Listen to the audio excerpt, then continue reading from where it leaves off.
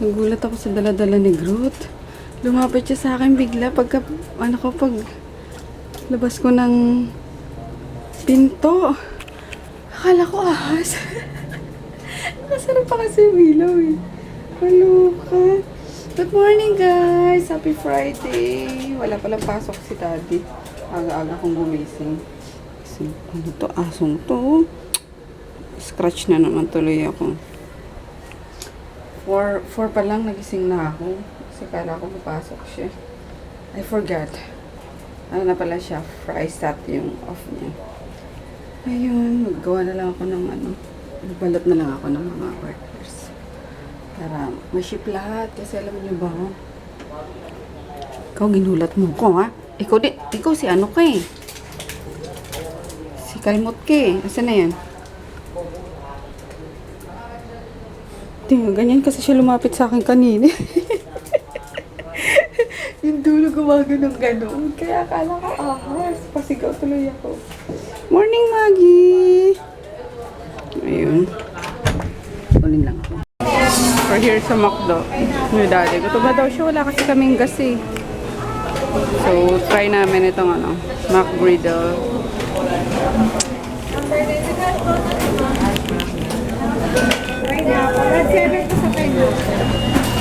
Yeah. Ayan sa akin guys. Kain tayo.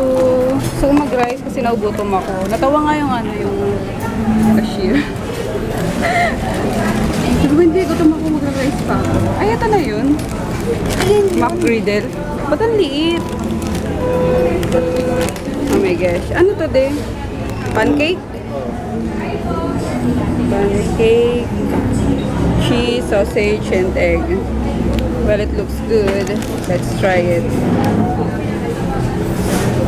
Walang hash brown lang pala yung kasama niya. Yun. Hati lang kami dati dyan. But, ito sa akin. Big sausage. Big sausage? Basta yan yun. That's it. Woo! Excited na naman. Oh, ala, sige. Ano? Tagal ba pumasok? Hi, Conan! Maliksi na si Conan. Yehey! Yehey! O, tamo na nga, hawi na naman to. Sige. Aray! Yan ang sinasabi ko! Atak! Patingin. Sa katutak na eh. Hindi yan rosary. Mysteries. Very mystery. Saan katutak na mystery? Mysterious. Ano ba yan? Tanggalin mo nga yan. Yan, pre. Rock and roll. Bilisan mo na. Wala ka nang aabutan. Rock and roll yan, pre. Pukinggit eh. Ayun, bibili kasi siya ng yung sa Doc Martens na show is. Si Daddy na lang pupunta. Ayun, yan na sumama sa sa kasal. Kasi baka daw gabi na matapos yung yung wedding, which is true kasi 3 PM 3 PM magsisimula. So malamang mga gabi na yun matatapos. Dinner time na. So wala daw kami nga abutan kundi mga tira-tira. So mauna siya ngayon doon. Siya na lang ang bibili. And then ito, natapos ko pa rin yung guys. Yung mga ipapaship today, yung mga nagbayad kahapon, yun lang ipapaship ko ngayon. And bahala na si Kay. Tapos bukas is punta kami ni Nueva Ecija. Sasabay kami kila Nene. Punta doon. At titingnan namin yung properties. Property lang. Isa lang. Property. Kala mo yaman yung properties. Property. Ayan. Yung mga possible na pwedeng paglaanan ng kita sa negosyo. Ayun. Yun lang guys. Tuloy ko lang to. Yung drawing na lang yung size ng paa ko.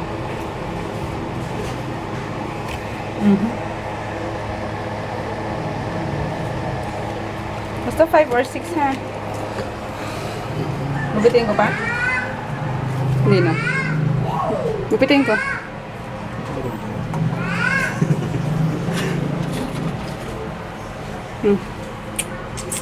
Maroon, ha? Maroon, ha? I'm so excited!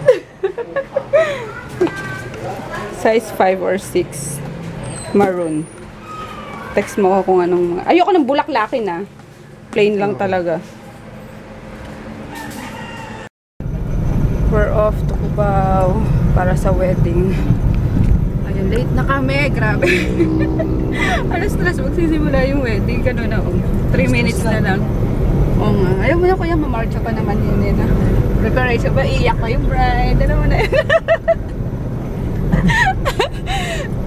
Kaloan. Ayan yung ano.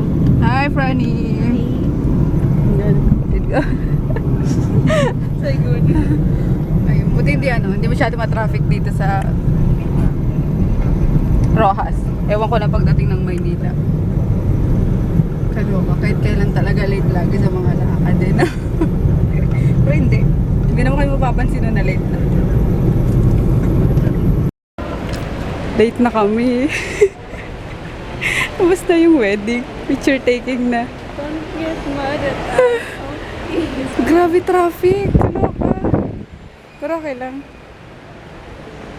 At least, we still made it. Late nga lang talaga. Oh. Sakto nga 3 nag-start. Oo nga, 3 nag-start talaga. Oh my gosh. Buti na yun, di na tayo umiyak, diba? Payak pa tayo. Ganda ni Pia, grabe. Ito, magkakaklase yan nila na high school, ayun. Tapos yung kapatid niyan, kaklase ko din.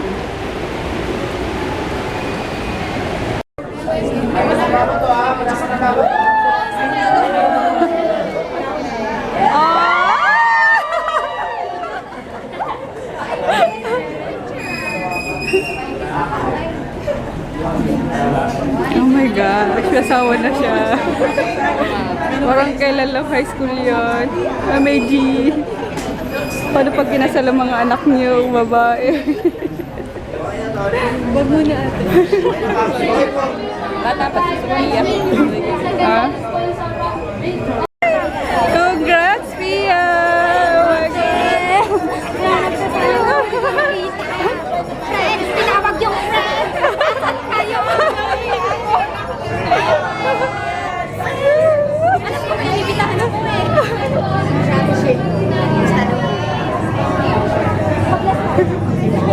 Sexy!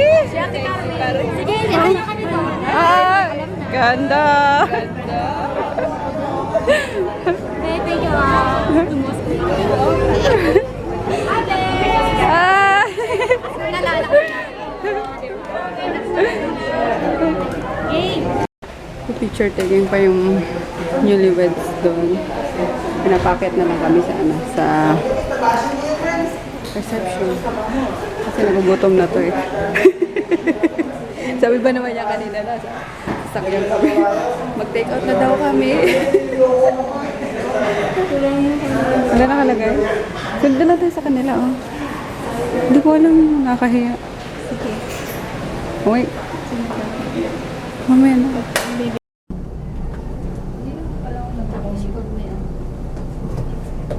Just in case. Just in Hey, how come they put the ring on the right side instead of the left side? I don't know, I didn't see. You're sick.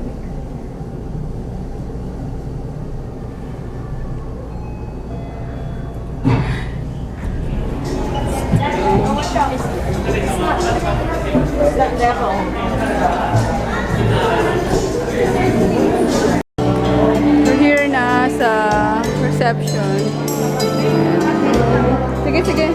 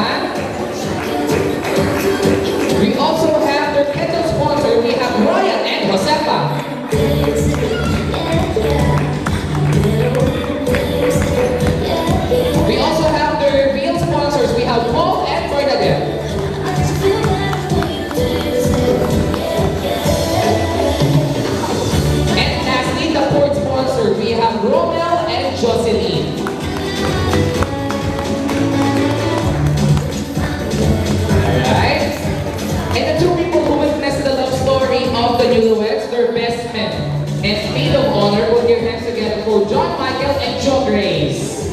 Ayan. Sabi po nila, ang best man at maid of honor, these are the two people who witnessed the love story of the newlyweds outside the family circle. Pero as time goes by, ginagamit niya yung kapatid na babae or lalaki bilang best man or maid of honor. For this time, I would like to invite everybody to please stand up. Please stand up, everyone. Please stand up. And let's give a big, warm round of applause for you as Mr. and Mrs. Chris and Sophie Navarra.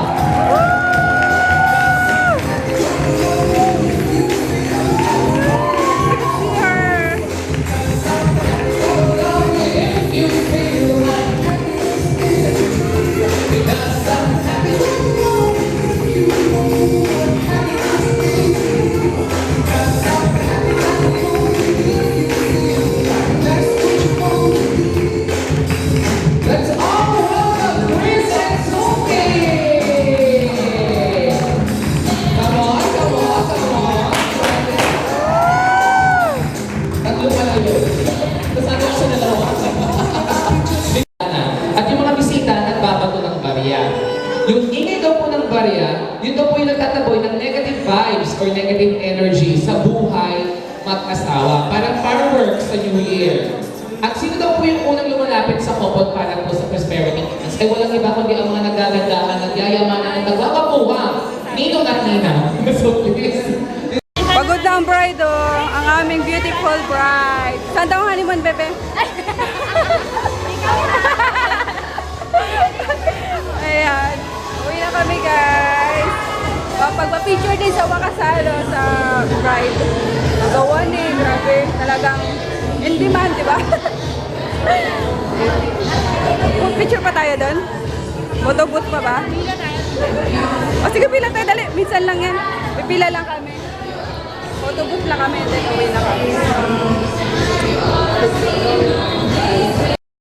Yan, pauwi na kami. Yan, dito si Inano, dito kinasal sila Dongyan. Immaculate Conception. Eh, di ba nakasara yung itong road na to nung kinasal sila? Bongga. Ayun. Grab a car na lang ulit tayo para ano. Mabilis. Mabilis ang ano biyahe.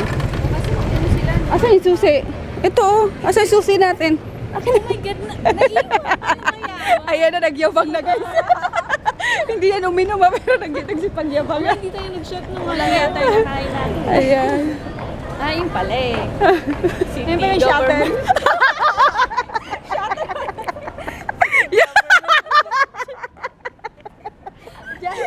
Joker din daw kapatid ko. Hindi daw yan yung car namin. Ito daw. Ito tatabunan niya kanina.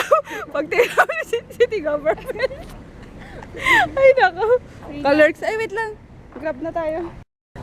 Inaano niya yung ano ko guys, yung Dio ko, grabe, chemist yan! Oh my gosh, talagang inaantok ako sa ano niya, para siyang nagle-lecture na. Hindi ko maintindihan. Nag-nosebleed ba ate? Oo, kayo ah. Sana hindi naman pa siya mo. Oo nga eh, ngayon ko lang naisipan. Pwede napagod na si ako, ano. ate. Napagod na siya kaka-explain. Ayun. Naintindihan naman ni ate Mami. Oo nga eh. So, approved talaga siya na. Approved naman to. So, kung matagal nang ginagamit ni ate Mami, di ba? Mm. Wala naman magreklamo. Well, meron din naman yung mga Sensitive lang sensitive, oo. Kasi hindi naman lahat, ano sa kanila, di ba? Or hindi lahat ng skin pare-pareho, di ba? Merong, Oo. Yung Ano? powder namin, powder lang yun. May nagre-reklamo na skin irritation. Siyempre, depende sa skin mo. siya lang naman guys, siya nag-check ng, ano ba yan? Mga Raw materials. raw mat ng Physiogel. Ng mga Johnson & Johnson product. Oh, diba? Takin mo yan. siya yung nagsasign ng mga ano. Siya nag-a-approve pala. Ayun. Diba? Dahil dyan, gamitin siya to. In-endorse sila. Tatry niya din para masubukan. Oh yan, chemist na mismo Oo nga, gagamit. chemist na mismo gagamit. Balitaan mo ako ha. Pero wag lang pipicture. Pero hindi. Ano, may mga doktor mismo din na gumagamit niyan. May mga kliyente ako sa Cebu. Kung from derma na to, Oo. Eh, kasi yung iba kasi, di mo pa rin mapapaniwala na, syempre ganyan lang yung, yung kukompare nila sa, di ba, sa market na ang ganda ng Kasi packaging. may pangalan na Oo. yun. So ito, siguro kung gagawan nyo din to ng pangalan. I'm so tired na, guys. Oh, last 10 na pala. Hindi ko napansin, nagkwentuhan pa kasi kami dyan sa labas. Nung friend ni Nene. Ayun, high school friend niya yun, pati yung kinasal. Ayun, sila magkakabatch.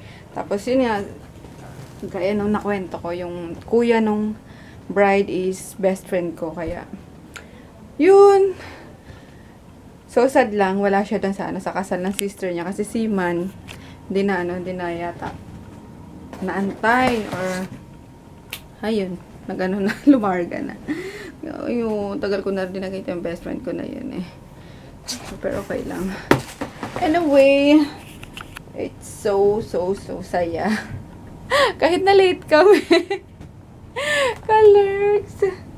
Pero yun nga guys, I'm so tired na and gusto ko na matulog at di pa kami nag-uusap ni Nene. Ano ba yan? Kasi bukas nga dapat isasama kami sa kanila pa uwi. Balikan lang naman din sila Nene. So talagang lumuwas sila para dun sa sa wedding nung kaibigan niya. Ayun, dahil best friend niya yun.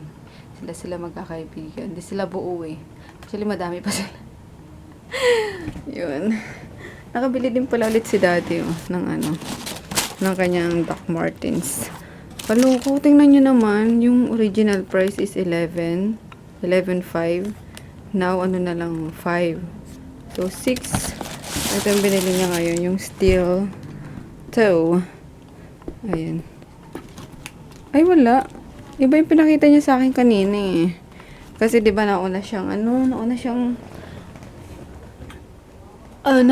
akong binilan.